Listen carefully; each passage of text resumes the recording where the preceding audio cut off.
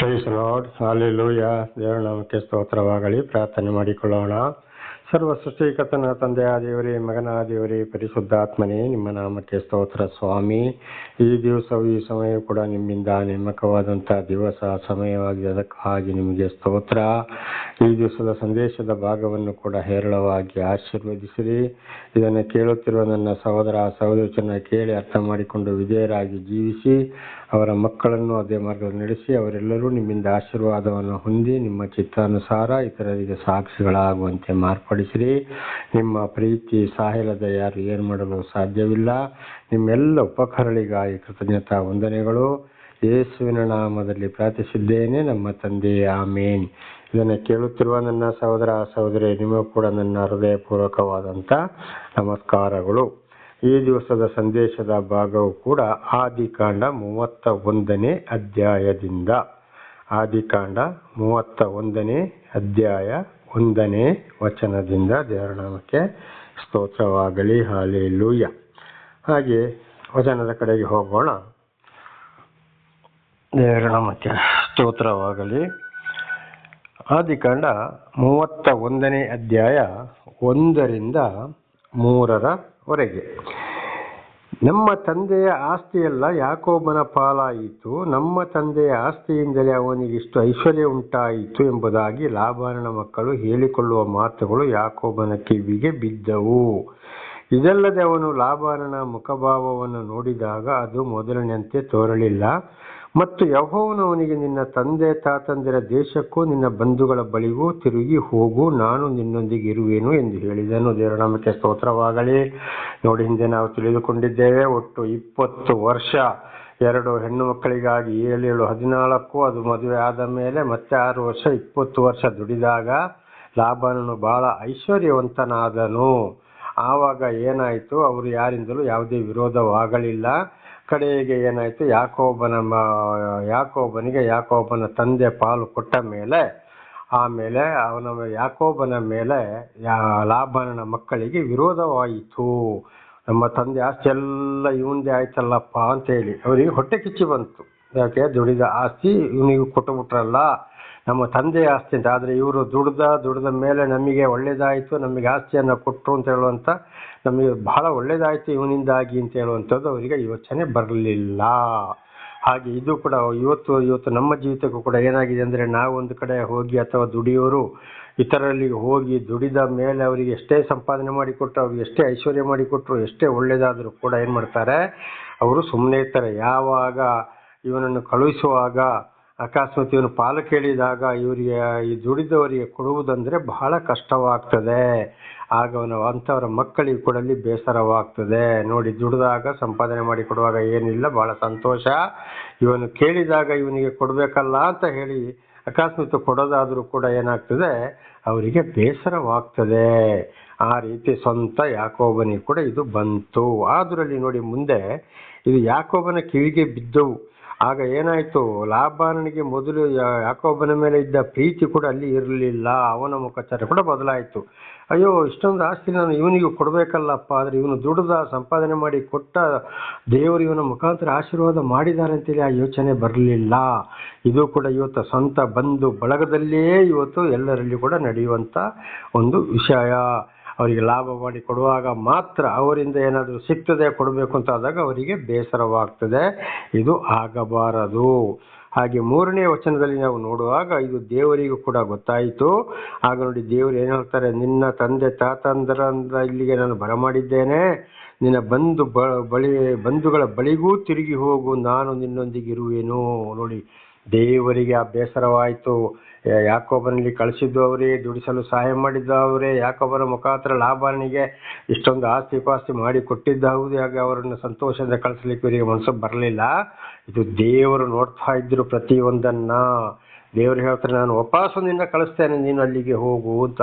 ಹಾಗೆ ಯಾರು ಕೆಲಸ ಮಾಡಿ ಒಬ್ಬರಿಗೆ ಒಳ್ಳೇದು ಮಾಡ್ತಾರೋ ಅವರಿಗೆ ತಿರುಗಿ ಮಾಡಿಸಿಕೊಂಡವರು, ಐಶ್ವರ್ಯ ಅಂತ ಹೊಂದಿದವರು, ಅವರಿಂದ ಲಾಭ ಹೊಂದಿದವರು ತೊಂದರೆ ಮಾಡಿದಾಗ ಅದನ್ನು ದೇವರೇ ನೋಡುವನಾಗಿದ್ದಾನೆ, ಅವರಿಗೆ ತಕ್ಕಾದ ಪ್ರತಿಫಲವನ್ನು ದೇವರೇ ಕೊಡುವನಾಗಿದ್ದಾನೆ. ಅದಕ್ಕೆ ಹೇಳೋದು, ದುಡಿಸಿಕೊಂಡವರಿಗೆ ದುಡಿಯೋರಿಗೆ ಈ ರೀತಿ ಯಾವಾಗಲೂ ಅನ್ಯಾಯ ಮಾಡಬಾರದು ಎಂಬುದಾಗಿ, ಅವರ ಮೇಲೆ ಮತ್ತೆ ಹೊಟ್ಟೆ ಕಿಚ್ಚು ಪಡಬಾರದು, ಸಂತೋಷದಿಂದ ಅವರನ್ನು ಕಳಿಸಿಕೊಡಬೇಕು ಅವರಿಗೆ ಕೊಡುವಂಥದ್ದನ್ನು ಎಂಬುದಾಗಿ. ದೇವರ ನಾಮಕ್ಕೆ ಸ್ತೋತ್ರವಾಗಲಿ. ಹಾಲೆಲೂಯ. ಹಾಗೆ ನೋಡಿ, ಅಲ್ಲಿಂದ ಆದಿಕಾಂಡ 31:4-10 ವಚನದವರೆಗೆ ಓದುವಾಗ ಯಾಕೋಬನು ಹೆಂಡತಿಯರಿಗೆ ಈ ವಿಷಯವನ್ನು ತಿಳಿಸಿದರು. ನನಗೆ ಬಹಳ ಮೋಸ ಮಾಡ್ತಾ ಇದ್ದಾರೆ ನೋಡು, ನಿನ್ನ ಅಪ್ಪಂದಿರು ಮತ್ತು ನಿನ್ನ ತಮ್ಮಂದಿರು ಸೇರಿ ನನಗೆ ಬಹಳ ಮೋಸ ಮಾಡ್ತಾ ಇದ್ದಾರೆ ಅಂತೇಳಿ ಯಾಕೋಬ ಏನು ಮಾಡ್ದ, ಅವರ ಹೆಂಡತಿಯರಿಗೆ ಇದನ್ನು ತಿಳಿಸಿದ. ಆವಾಗ 11-13 ನೋಡುವಾಗ, ನೀನು ನಿನ್ನ ಆಸ್ತಿಯನ್ನು ಹೆಂಡತಿ ಮಕ್ಕಳನ್ನು ಕರಕೊಂಡು ನಿನ್ನ ದೇಶಕ್ಕೆ ಹೋಗು ಎಂದು ದೇವರ ಒಂದು ಮಾತು ಬರ್ತದೆ. ದೇವರು ಏನು ಹೇಳ್ತಾರೆ, ನೀನು ನಿನ್ನ ಯಾಕೋಬ ಹೆಂಡತಿಯರಿಗೆ ತಿಳಿಸಿದ ಅಂದರೆ ಲಾಭನ ಮಕ್ಕಳಿಗೆ. ಆಮೇಲೆ 11-13 ನೋಡುವಾಗ, ನೀನು ನಿನ್ನ ಆಸ್ತಿಯನ್ನು ಹೆಂಡತಿ ಮಕ್ಕಳನ್ನು ಕರೆದುಕೊಂಡು ನಿನ್ನ ದೇಶಕ್ಕೆ ಹೋಗು ಅಂತೇಳಿ ದೇವರು ಏನು ಮಾಡ್ತಾರೆ, ಯಾಕೋಬನಿಗೆ ದರ್ಶನವನ್ನು ಕೊಟ್ಟು ಈ ಮಾತನ್ನು ಹೇಳ್ತಾ ಇದ್ದಾರೆ. ದೇವರ ನಾಮಕ್ಕೆ ಸ್ತೋತ್ರವಾಗಲಿ. ಹಾಲೆಲೂಯ. ಇದು 31:12 ವಚನವನ್ನು ನಾವು ಇದರಲ್ಲಿ ಓದಿಕೊಳ್ಳೋಣ. ಇದ್ದೇನೆ ಎಂದು ಹೇಳಿದಾಗ ಆತನು ನನಗೆ, ಲಾಬಾನನು ನಿನ್ನ ವಿಷಯದಲ್ಲಿ ನಡ್ಕೊಂಡ ರೀತಿಯನ್ನು ನಾನು ನೋಡಿದ್ದೇನೆ. ಆದುದರಿಂದ ನೀನು ಕಣ್ಣೆತ್ತಿ ನೋಡು, ಕುರಿಗಳ ಮೇಲೆ ಹಾರುವ ಟಗರುಗಳೆಲ್ಲವೂ ರೆಕ್ಕೆ ಚುಕ್ಕೆ ಮಚ್ಚೆಗಳಲ್ಲಾಗಿವೆ. ಬೇತೇಲಿನಲ್ಲಿ ನಿನಗೆ ಕಾಣಿಸಿದ ದೇವರು ನಾನೇ ಅಂತೇಳಿ ದೇವರು ದರ್ಶನ ಕೊಟ್ಟರು. ದೇವರ ನಾಮಕ್ಕೆ ಸ್ತೋತ್ರವಾಗಲಿ.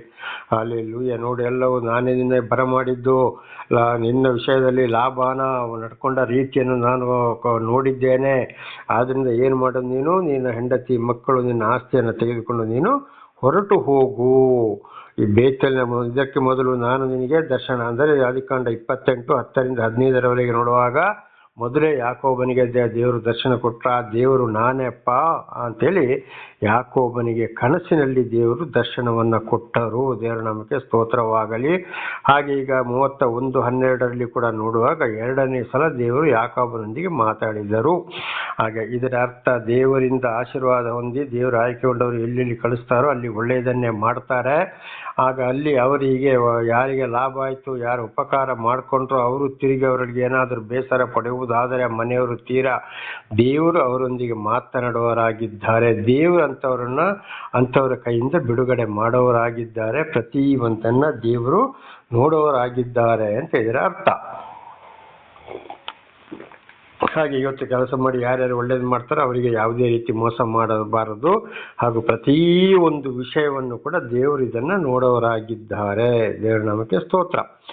ಹಾಗೆ ಮತ್ತೆ ಆದಿಕಾಂಡ 31:14-18 ನೋಡುವಾಗ ಯಾಕೋಬನು ಹೆಂಡತಿ ಮಕ್ಕಳು ಆಸ್ತಿಯನ್ನು ಏನು ಮಾಡದ, ತೆಗೆದುಕೊಂಡು ಹೊರಟ. ಅವನ ಸ್ವಂತ ದೇಶಕ್ಕೆ ಅಂದರೆ ಕಾನಾನ್ ದೇಶಕ್ಕೆ ಯಾಕೋಬನು ಹೆಂಡತಿ ಮಕ್ಕಳು ಆಸ್ತಿಯನ್ನು ತೆಗೆದುಕೊಂಡು ಹೊರಟ. ಇದು 16ನೇ ವಚನ. ಆದಿಕಾಂಡ 31:16 ಓದಿಕೊಳ್ಳೋಣ.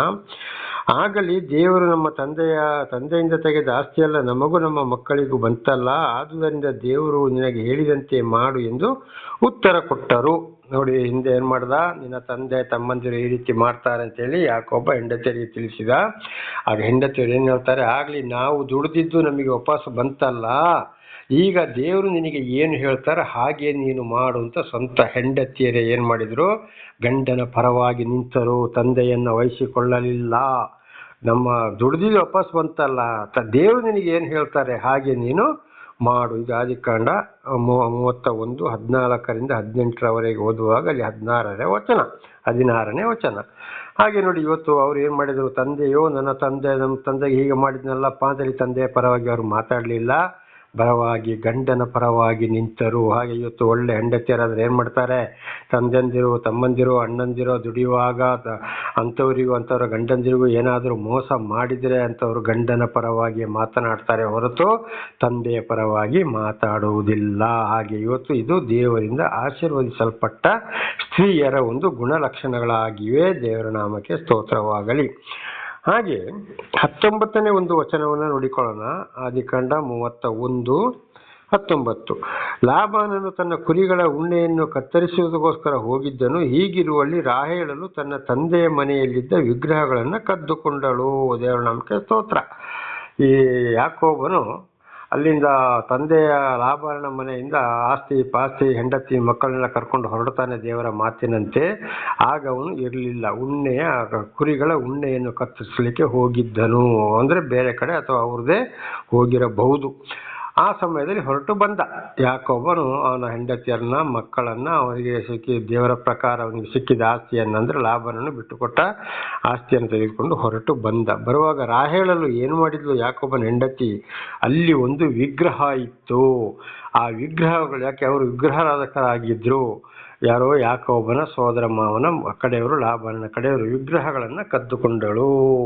ನೋಡಿ, ವಿಗ್ರಹಗಳನ್ನು ಬಿಡಲಿಲ್ಲ. ಇದಕ್ಕೆ ಹೇಳೋದು, ಅನೇಕ ಸ್ತ್ರೀಯರವರು ಎಷ್ಟೇ ಮಾಡಿದ್ರು ಏನೇ ಮಾಡಿದ್ರು ವಿಗ್ರಹದ ಬಳಿಗೆ ಹೋಗ್ತಾರೆ. ಅಂದರೆ ಲೋಕದ ವಿಷಯ, ಪ್ರಾಪಂಚಿಕ ವಿಷಯ, ಸೈತಾನನ ವಿಷಯಕ್ಕೆ ಬಹಳ ಹೋಗ್ತಾರೆ ಇವರು. ಯಾಕೆಂದರೆ ಆದಿಕಾಂಡ 3ನೇ ಅಧ್ಯಾಯದಲ್ಲಿ ಕೂಡ ನೋಡುವಾಗ ಆದಾಮನು ಹೆಂಡತಿಗೆ ಹೇಳಿದಾಗ ವಾಪಸ್ಸು ಸೈತಾನನ ಮಾತು ಯಾರು ಕೇಳಿದ್ರು? ಮೊಟ್ಟ ಮೊದಲು ಹವ್ವಳು ಕೇಳಿ ಆದಾಮನನ್ನು ಕೆಡಿಸಿದ್ಲಲ್ವಾ? ಅದೇ ಒಂದು ವಿಷಯಗಳು ಈಗಲೂ ನಡೀತಲೇ ಇವೆ. ದೇವರ ನಾಮಕ್ಕೆ ಸ್ತೋತ್ರವಾಗಲಿ. ಹಾಗೆ ಅಲ್ಲಿಂದ ಬರುವಾಗ ಇದು ಯಾಕೋಬನಿಗೂ ಬೇರೆ ಅವನ 2 ಹೆಂಡತಿಯರಿಗೂ ಮಕ್ಕಳಿಗೂ ಯಾರಿಗೂ ಗೊತ್ತಿರಲಿಲ್ಲ. ರಾಹೇಲಳು ವಿಗ್ರಹವನ್ನು ಕದ್ದುಕೊಂಡಳು ಅಂತ. ಹಾಗೆ 22, 23ನೇ ವಚನವನ್ನು ನಾವು ನೋಡುವಾಗ, ದೇವರ ನಾಮಕ್ಕೆ ಸ್ತೋತ್ರವಾಗಲಿ, ಆದಿಕಾಂಡ 31, 22, 23ನೇ ವಚನಗಳನ್ನು ನಾವಲ್ಲಿ ಓದುವಾಗ, ಯಾಕೋಬನು ಓಡಿ ಹೋದ ವರ್ತಮಾನವು ಮಾರನೆಯ ದಿನದಲ್ಲಿ ಲಾಬಾನನಿಗೆ ತಿಳಿದು ಬರಲು ಅವನು ತನ್ನ ಬಂಧು ಜನರನ್ನು ಕೂಡಿಕೊಂಡು 7 ದಿನ ಪ್ರಯಾಣ ಮಾಡಿ ಯಾಕೋಬನನ್ನು ಹಿಂದಟ್ಟಿ ಗಿಲ್ಯಾದ್ ಬೆಟ್ಟದ ಸೀಮೆಯಲ್ಲಿ ಅವನನ್ನು ಸಂಧಿಸಿದನು. ನೋಡಿ, ಯಾಕೋಬನು ವಾಪಸ್ ಬರುವಾಗ ಯಾಕೋಬನು ಓಡಿ ಹೋದ ಅಂತೇಳಿ ಅವನಿಗೆ ಗೊತ್ತಾಯಿತು. ಲಾಬಾನನಿಗೆ, ಅಂದರೆ ಯಾಕೋಬನ ಸೋದರ ಮಾವನಿಗೆ, ಅವನನ್ನು ಬಂದು ಬಳಗದವರನ್ನೆಲ್ಲ ತಿಳಿಸಿ ಅಷ್ಟ ಒಳಗೆ ಇವರು ಬಹಳ ದೂರ ಬಂದಿದ್ದಾರೆ. ಆಮೇಲೆ 7 ದಿವಸ ಅವನಲ್ಲಿ ಇರಲಿಲ್ಲ. ಆಗ ಮತ್ತೆ ಪುನಃ ಏನು ಮಾಡ್ತಾನೆ? ಲಾಬಾನನು ಇವನನ್ನು ಹಿಂದೆಟ್ಟಿಕೊಂಡು ಬರ್ತಾ ಇದ್ದಾನೆ. ಯಾರನ್ನ? ಈ ಯಾಕೋಬನ ಅವನ ಹೆಂಡತಿಯನ್ನ, ಮಕ್ಕಳನ್ನೆಲ್ಲ ವಾಪಸ್ಸು ಇವ್ರನ್ನ ಹಿಡಿಲಿಕ್ಕೋಸ್ಕರ ಹಿಂದೆಟ್ಟಿ ಬರ್ತಾ ಇದ್ದಾನೆ. ಬಂದು ಅವರನ್ನ ಭೇಟಿಯಾದ. ದೇವರ ನಾಮಕ್ಕೆ ಸ್ತೋತ್ರವಾಗಲಿ. ಯಾಕೆಂದ್ರೆ ಅವನಿಗೆ ಕೊಟ್ಟಿದ್ದಷ್ಟೇ ಈ ಆಸ್ತಿಯನ್ನು ತೆಗೆದುಕೊಂಡು ಬರೋದು ಅವನಿಗೆ ಮನಸ್ಸು ಇರಲಿಲ್ಲ. ಯಾರಿಗೆ? ಲಾಬಾನನಿಗೆ. ದುರಾಸೆಯಿಂದ ಇವರನ್ನು ಬೆನ್ನಟ್ಟಿಕೊಂಡು ಬಂದ ಅಂತೇಳಿ ಆಗಿರಬಹುದು. ಇದು ಒಂದು ಮನುಷ್ಯನ ದುರಾಸೆ. ಹೋದ್ರೆ ಹೋಗ್ಲಿ, ಆಯ್ತು, ಚೆನ್ನಾಗಿರ್ಲಿ ಅಪ್ಪ, ನಾನು ಸಂತೋಷದಿಂದ ಮಾತಾಡಿ ಬರ್ತೀನಿ ಅಂತ ಯೋಚನೆ ಅವನಲ್ಲಿ ಇರಲಿಲ್ಲ. ಹಾಗೆ 24ನೇ ವಚನವನ್ನು ಓದುವಾಗ, ಆದಿಕಾಂಡ 31, 24, ಆದರೆ ರಾತ್ರಿಯಲ್ಲಿ ದೇವರು ಅರಾಮ್ಯನಾದ ಲಾಬಾನನ ಕನಸಿನಲ್ಲಿ ಬಂದು, ನೋಡಿಕೋ, ನೀನು ಯಾಕೋಬನಿಗೆ ಏನು ಅನ್ನಬೇಡ ಎಂದು ಹೇಳಿದನು. ನೋಡಿ, ದೇವರು ಎಚ್ಚರಿಸಿದ್ರು, ಇವರಿಗೆ ಏನೋ ಮಾಡಬೇಕು ಅಂತ ಯೋಚನೆ ಬಂದ. ಆದರೂ ಲಾಬಾನಿಗೆ ದೇವರು ಹೇಳ್ತಾ ಇದ್ದಾರೆ, ನೋಡ್ಕೋ, ಎಚ್ಚರ, ಅವನಿಗೆ ಏನು ಮಾಡಬೇಡ, ತೊಂದರೆ ಮಾಡಬೇಡ. ಯಾಕೆ? ಹಿಂದಿನ ಜಾಗದಲ್ಲಿ ನಾವು ವಾಕ್ಯದಲ್ಲಿ ತಿಳಿದುಕೊಂಡಿದ್ದೇವೆ, ನೀನು ಹೋಗು, ಅಲ್ಲಿಂದ ನಿನ್ನ ಆಸ್ತಿ ಪಾಸ್ತಿ ಹೆಂಡತಿ ಮಕ್ಕಳನ್ನು ಕರ್ಕೊಂಡು ಹೋಗು, ನಿನಗೆ ಬೇತೇಲಿನಲ್ಲಿ ದರ್ಶನ ಕೊಟ್ಟ ದೇವರು ನಾನೇ ಎಂಬುದಾಗಿ ಯಾಕೋಬನಿಗೆ ದೇವರು ಹೇಳಿದ್ರು. ಇಲ್ಲಿ ಅದೇ ರೀತಿ ಯಾಕೋಬನಿಗೆ ಬೆನ್ನಟ್ಟಿ ಹೋದಾಗ ಎಚ್ಚರಿಸ್ತಾ ಇದ್ದಾರೆ. ಆಗ ಇದರ ಅರ್ಥ ಏನಪ್ಪ ಅಂದರೆ, ಇವತ್ತು ದೇವರು ಆರಿಸಿಕೊಂಡವರು ಒಂದು ಕಡೆ ಹೋಗುವಾಗ ದುಡಿದು ಮಾಡಿ ಅಲ್ಲಿ ಅವರಿಗೆ ಏನಾದರೂ ಯಾರಾದರೂ ತೊಂದರೆ ಮಾಡುವುದಾದರೆ ಅಂಥವರನ್ನ ದೇವರು ಗದರಿಸುವವನಾಗಿದ್ದಾನೆ, ಎಚ್ಚರಿಸುವವನಾಗಿದ್ದಾನೆ. ದೇವರಿಂದ ಆಯ್ಕೆಗೊಂಡವರನ್ನ ಯಾರದನ್ನು ಕರೆದಿರ್ತಾರೋ ಅವರ ಪರವಾಗಿ ದೇವರೇ ಯುದ್ಧ ಮಾಡೋವನು, ವಾದ ಮಾಡೋವನು, ಅವರಿಗೆ ರಕ್ಷಣೆ ಕೊಡೋರು ಕೂಡ ಆಗಿದ್ದಾರೆ. ದೇವರ ನಾಮಕ್ಕೆ ಸ್ತೋತ್ರವಾಗಲಿ. ಇದೆಲ್ಲವೂ ಇವತ್ತು ನನ್ನ ಜೀವಿತದಲ್ಲಿ ಕೂಡ ನಡೆದು ಹೋಗಿದೆ. ಇದು ಪ್ರತಿಯೊಬ್ಬರು ತಿಳಿದುಕೊಳ್ಳುವಂಥ ವಿಷಯ. ಅಂದರೆ ದೇವರಿಂದ ಯಾರು ಆಯ್ಕೆಗೊಂಡಿದ್ದಾರೋ, ಯಾರನ್ನು ದೇವರು ಆರಿಸಿಕೊಂಡಿದ್ದಾರೋ ಅವರ ಜೀವಿತದಲ್ಲಿ ನಡೆಯುವಂಥ ವಿಷಯಗಳು. ಲಾಬಾನನನ್ನ ದೇವರು ಎಚ್ಚರಿಸಿದರು. 25ನೇ ವಚನ, ಆದಿಕಾಂಡ 31:25. ಲಾಬಾನನು ಯಾಕೋಬನನ್ನು ಸಂಧಿಸಿದಾಗ ಯಾಕೋಬನು ಬೆಟ್ಟದಲ್ಲಿ ತನ್ನ ಗುಡಾರವನ್ನು ಹಾಕಿಸಿದ್ದನು. ಲಾಬಾನನು ತನ್ನವರೊಡನೆ ಅದೇ ಗಿಲ್ಯಾದ್ ಬೆಟ್ಟದಲ್ಲಿ ಗುಡಾರವನ್ನು ಹಾಕಿಸಿದನು. ನೋಡಿ, ಯಾಕೋಬ ಅವನ ಹೆಂಡತಿ ಮಕ್ಕಳು ಆಸ್ತಿ ಇದ್ದ ಸ್ಥಳಕ್ಕೆ ಅಲ್ಲಿ ಬಂದು ಒಂದು ಗುಡಾರ ಹಾಕಿ, ಅಂದ್ರೆ ವಾಸ ಮಾಡಲಿಕ್ಕೆ ಒಂದು ಟೆಂಟ್ ಹಾಕಿಸಿರ್ಬೋದು.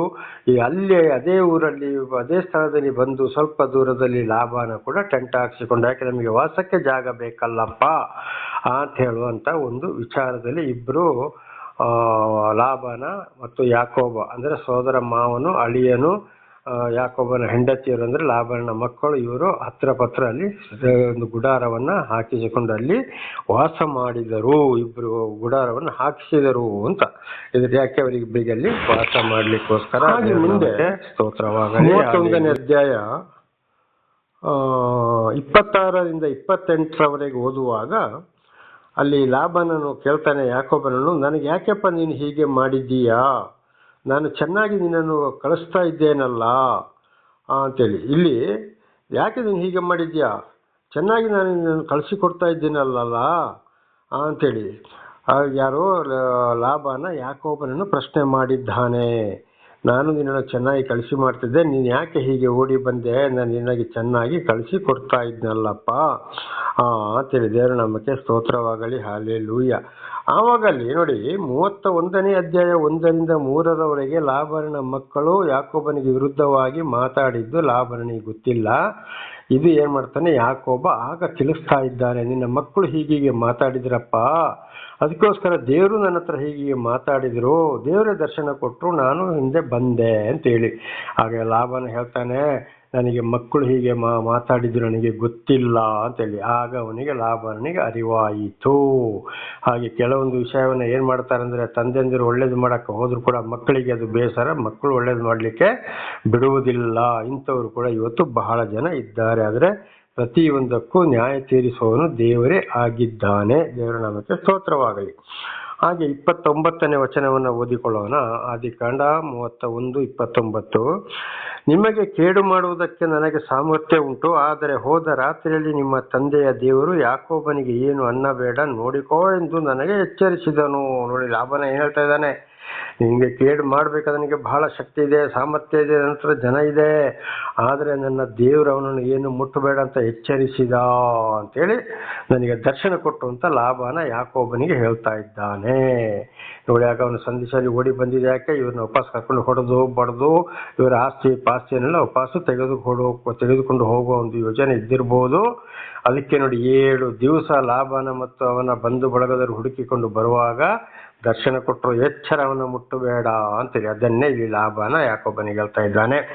ಹಾಗೆ ಇವತ್ತು ಅದೇ ಹೇಳೋದು, ದೇವರ ಆಯ್ಕೆಯಾದವರಿಗೆ ಅವರು ದುಡಿದ ಮನೆಯಲ್ಲಿ ಅಥವಾ ಯಾರಾದ್ರೂ ಅವರಿಗೆ ಕಷ್ಟ ಸಂಕಟ ದುಃಖ ಕೊಡಬೇಕು ಅಂತ ಯೋಚನೆ ಮಾಡಿದ್ರೆ ಅಂಥವರನ್ನು ದೇವರೇ ಗದರಿಸ್ತಾನೆ, ಮುಟ್ಟಲು ಕೂಡ ಬಿಡುವುದಿಲ್ಲ, ರಕ್ಷಣೆ ಕೊಡ್ತಾರೆ. ಇದು ಇವತ್ತು ಕೂಡ ದೇವರಿಂದ ಆಯ್ಕೆಯಾದವರಿಗೆ ದೇವರ ರಕ್ಷಣೆ. ದೇವರು ಯಾರನ್ನ ಕರೆದಿರ್ತಾರೋ ಅವರಿಗೆ ಬಹಳ ಕಷ್ಟ ಸಂಕಟ ದುಃಖ ಇದೆ. ಆದರೂ ಇತರರು ಏನಾದರೂ ಕೇಡು ಮಾಡಬೇಕು ಅಂತ ಯಾರೇ ಆಗಿರಲಿ ಯೋಚನೆ ಮಾಡಿದ್ರು ದೇವರು ಮುಟ್ಟಗೊಡಿಸುವುದಿಲ್ಲ. ದೇವರ ನಾಮಕ್ಕೆ ಸ್ತೋತ್ರವಾಗಲಿ. ಹಾಗೆ 30ನೇ ವಚನ 31-30. ಆದರೆ ತಂದೆಯ ಮನೆಗೆ ಹೋಗುವುದಕ್ಕೆ ನಿನಗೆ ಬಹಳ ಆಸೆ ಇರುವುದರಿಂದ ಹೋಗಬೇಕಾಯಿತು, ಅದಿರಲಿ ನನ್ನ ದೇವರುಗಳನ್ನು ಕದ್ದದ್ದು ಯಾಕೆ ಎಂದು ಹೇಳಿದನು. ಆಯ್ತು, ನಿನಗೆ ನಿನ್ನ ತಂದೆಯ ಬಳಿಗೆ ಹೋಗಲಿಕ್ಕೆ ಇಷ್ಟ ಇದೆ, ನನ್ನ ದೇವರನ್ನು ಕದ್ದಿದ್ದು ಯಾರು ಅಂತ ಪ್ರಶ್ನೆ ಮಾಡ್ತಾನೆ. ಯಾರು? ಲಾಬಾನನು ಯಾಕೋಬನಿಗೆ, ಅಂದ್ರೆ ರಾಹೇಲಳು ಕದ್ದಲು ಅಂತ ನಾವು ಹಿಂದೆ ವಚನದಲ್ಲಿ ನೋಡ್ಕೊಂಡಿದ್ದೇವೆ. ಅದು ಇದು ಅವನಿಗೆ ಗೊತ್ತಿಲ್ಲ. ಲಾಬಾನನು ಯಾಕೋಬನ ಹತ್ರ ಪ್ರಶ್ನೆ ಮಾಡಿದ್ದಾನೆ.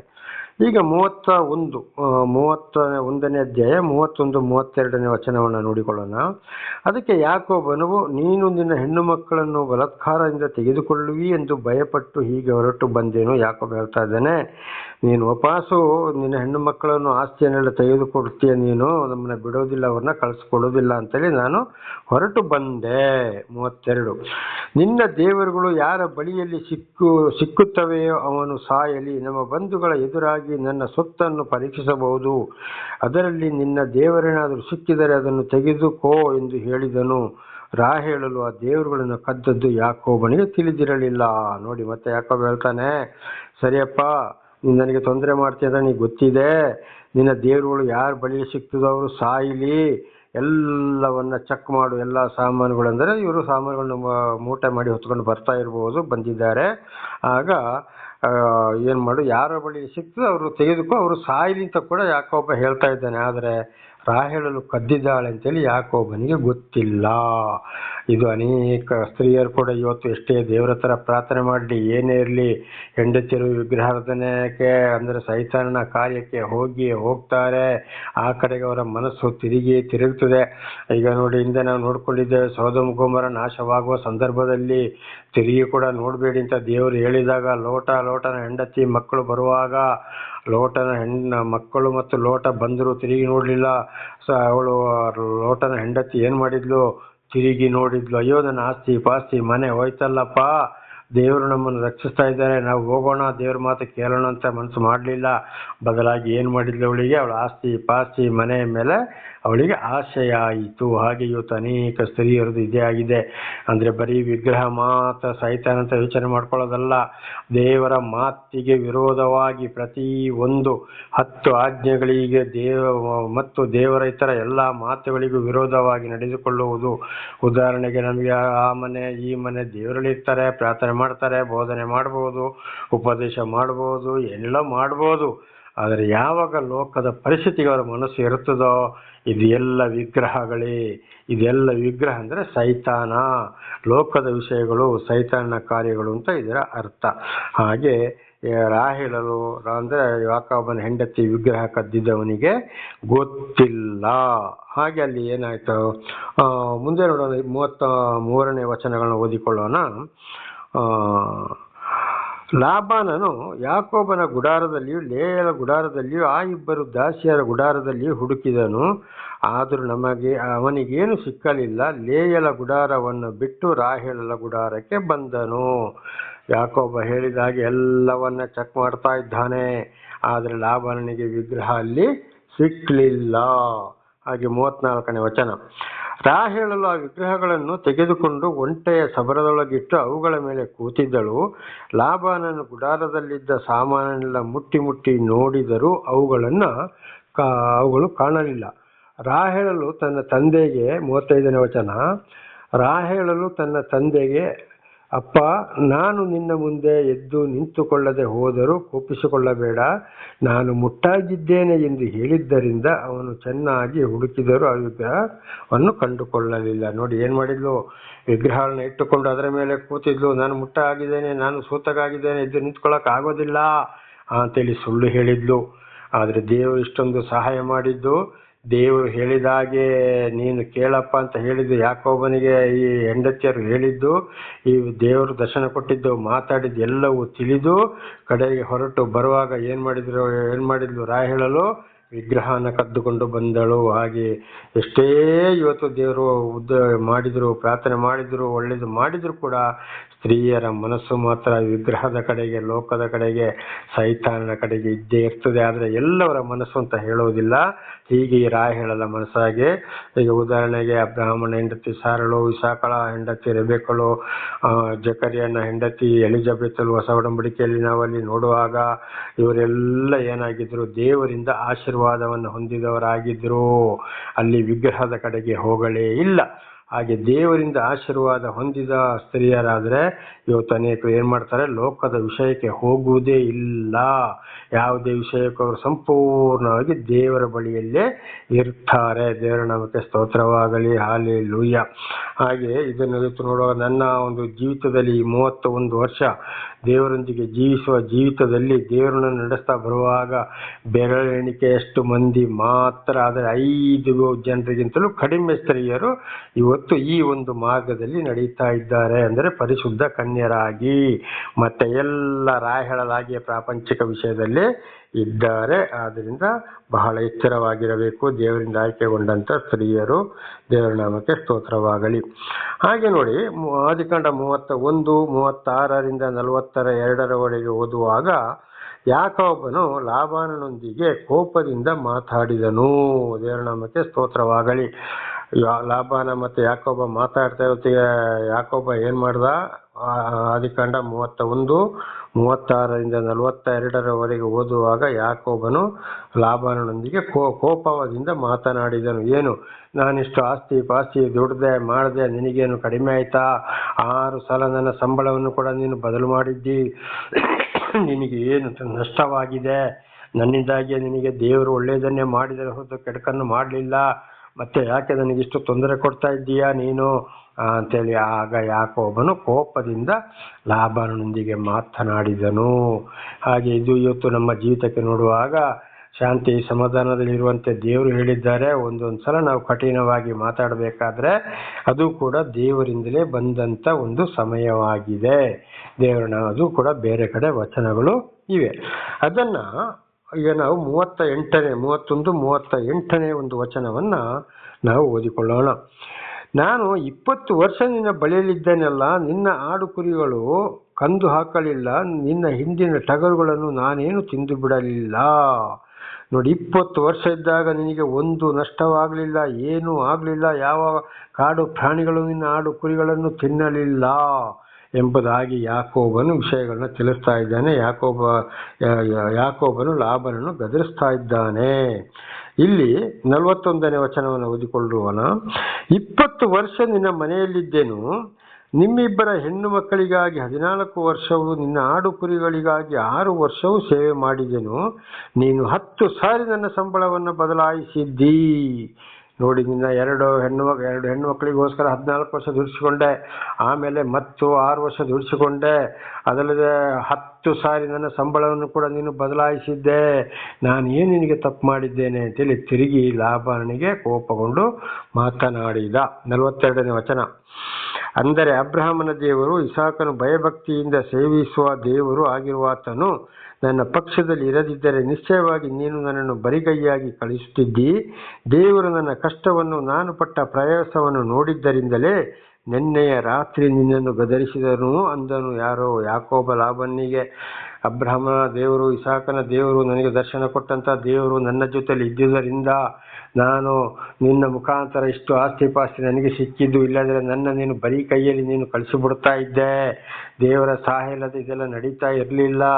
ಅದಕ್ಕೆ ದೇವರು ನಿನ್ನೆ ಗದರಿಸಿದ್ದು, ಅವನನ್ನು ಮುಟ್ಟಬೇಡ, ಎಚ್ಚರ ಅಂತೇಳಿ ಯಾಕೋಬನು ಆಗ ಲಾಬಾನನನ್ನು ಗದರಿಸ್ತಾನೆ. ಲಾಬಾನನಿಗೆ ಎಚ್ಚರವನ್ನ ಕೊಟ್ಟಿದ್ದಾನೆ. ಹಾಗೆ ಇವತ್ತು ದೇವರಿಂದ ಆಗಲೇ ನಾವು ತಿಳ್ಕೊಂಡಿದ್ದೇವೆ, ದೇವರಿಂದ ಆಯ್ಕೆಗೊಂಡವರು, ದೇವರು ಯಾರನ್ನ ಆರಿಸಿಕೊಂಡಿದ್ದಾರೋ ಅವರು ಹೋಗುವಲ್ಲೆಲ್ಲ ಬರುವ ಕಷ್ಟ, ಸಂಕಟ, ದುಃಖಗಳಲ್ಲಿ ದೇವರೇ ಅವರಿಗೆ ಸಹಾಯಕನಾಗಿದ್ದಾನೆ. ಅವರಿಗೆ ಯಾರಾದರೂ ವಿರೋಧ ಮಾಡಬೇಕು, ಮೋಸ ದಗ ಮಾಡಬೇಕು ಅಂತಿದ್ದರೆ ದೇವರೇ ಅವರನ್ನು ಕನಸಿನ ಮೂಲಕವೂ ಮಾತನಾಡಿ ಗದರಿಸುವವನಾಗಿದ್ದಾನೆ. ದೇವರು ಆರಿಸಿಕೊಂಡವರಿಗೆ ಯಾವುದೇ ಕಾರಣಕ್ಕೂ ದೇವರು ರಕ್ಷಣೆ ಕೊಡ್ತಾರೆ, ತೊಂದರೆ ಆಗಲಿಕ್ಕೆ ಬಿಡುವುದೇ ಇಲ್ಲ ಎಂಬುದಾಗಿ ಇದೊಂದು ಸಾಕ್ಷಿಯಾಗಿದೆ. ದೇವರ ನಾಮಕ್ಕೆ ಸ್ತೋತ್ರವಾಗಲಿ. ಹಲ್ಲೆಲೂಯಾ.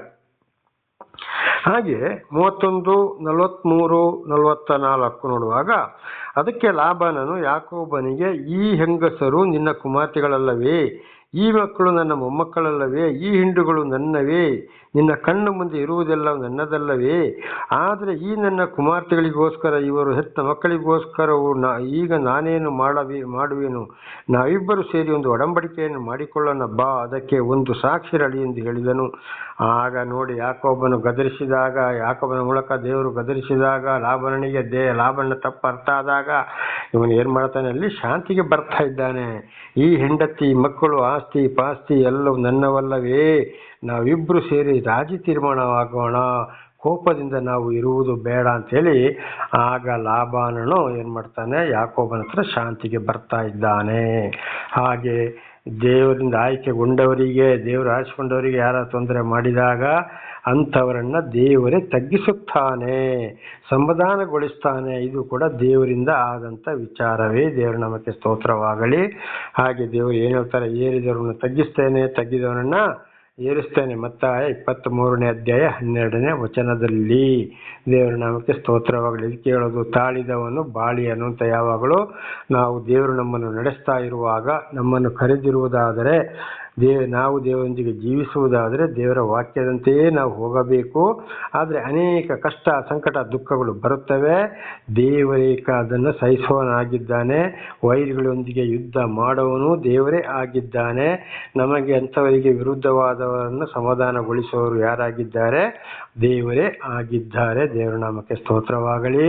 ಇದು ದೇವರಿಂದ ಆಯ್ಕೆ ಆಗದವರಿಗೆ, ದೇವರಿಂದ ದರ್ಶನವಾಗದವರಿಗೆ ಈ ವಿಷಯ ಗೊತ್ತಿಲ್ಲ. ದೇವರು ಯಾರನ್ನು ಆರಿಸಿಕೊಂಡಿದ್ದಾರೋ, ಯಾರನ್ನು ದೇವರು ನಡೆಸ್ತಾ ಇದ್ದಾರೋ ಅಂಥವರಿಗೆ ಮಾತ್ರ ಇದನ್ನು ಎಲ್ಲವನ್ನ ತಿಳಿದುಕೊಳ್ಳಲು ಸಾಧ್ಯ. ದೇವರ ನಾಮಕ್ಕೆ ಸ್ತೋತ್ರವಾಗಲಿ. ಪ್ರಾರ್ಥನೆ ಮಾಡಿಕೊಳ್ಳೋಣ. ಸರ್ವ ಸೃಷ್ಟಿಕರ್ತನ ತಂದೆಯ ದೇವರೇ, ಮಗನ ದೇವರೇ, ಪರಿಶುದ್ಧಾತ್ಮನೇ, ನಿಮ್ಮ ನಾಮಕ್ಕೆ ಸ್ತೋತ್ರ ಸ್ವಾಮಿ. ಇವತ್ತಿನ ಸಂದೇಶವನ್ನು ನನ್ನ ಸಹೋದರ ಸಹೋದರಿಯನ್ನು ತಿಳಿಸಲು ಆಶೀರ್ವಾದ ಮಾಡಿದಕ್ಕಾಗಿ ಸ್ತೋತ್ರ. ಇದನ್ನು ಚೆನ್ನಾಗಿ ಕೇಳಿ ಅರ್ಥ ಮಾಡಿಕೊಂಡು ಅವರ ಜೀವನದಲ್ಲಿ ಅಳವಡಿಸಿಕೊಂಡು ನಡೆಯಲು ಬೇಕಾದಂಥ ಶಾಂತಿ, ಸಮಾಧಾನ, ವಿಶೇಷವಾದ ಜ್ಞಾನವನ್ನು ಕೊಟ್ಟು ಆಶೀರ್ವದಿಸಿರಿ. ಅವರ ಮಕ್ಕಳನ್ನು ಅದೇ ಮಾರ್ಗದಲ್ಲಿ ನಡೆಸಿ ಅವರ ಮಕ್ಕಳಿಗೂ ನಿಮ್ಮ ವಿಷಯಗಳೆಲ್ಲವನ್ನು ತಿಳಿಸಿ ಅವರೆಲ್ಲರೂ ನಿಮ್ಮ ಸಾಕ್ಷಿಗಳಾಗುವಂತೆ ಮಾರ್ಪಡಿಸಿರಿ. ಹಾಗೆ ಮಾಡುವುದಕ್ಕಾಗಿ ಸ್ತೋತ್ರ. ನಿಮ್ಮ ಪ್ರೀತಿ ಸಹಾಯ ಇಲ್ಲದೆ ಯಾರು ಏನು ಮಾಡಲು ಸಾಧ್ಯವಿಲ್ಲ ಸ್ವಾಮಿ. ನಿಮ್ಮೆಲ್ಲ ಉಪಕಾರಗಳಿಗಾಗಿ ಕೃತಜ್ಞತಾ ವಂದನೆಗಳು. ಯೇಸುವಿನ ನಾಮದಲ್ಲಿ ಪ್ರಾರ್ಥಿಸಿದ್ದೇನೆ ನಮ್ಮ ತಂದೆ, ಆಮೇನ್. ಇದನ್ನು ಕೇಳಿದಂಥ ನನ್ನ ಸಹೋದರ ಸಹೋದರಿ, ನಿಮಗೂ ನನ್ನ ಧನ್ಯವಾದಗಳು. ದೇವರು ನಿಮ್ಮನ್ನು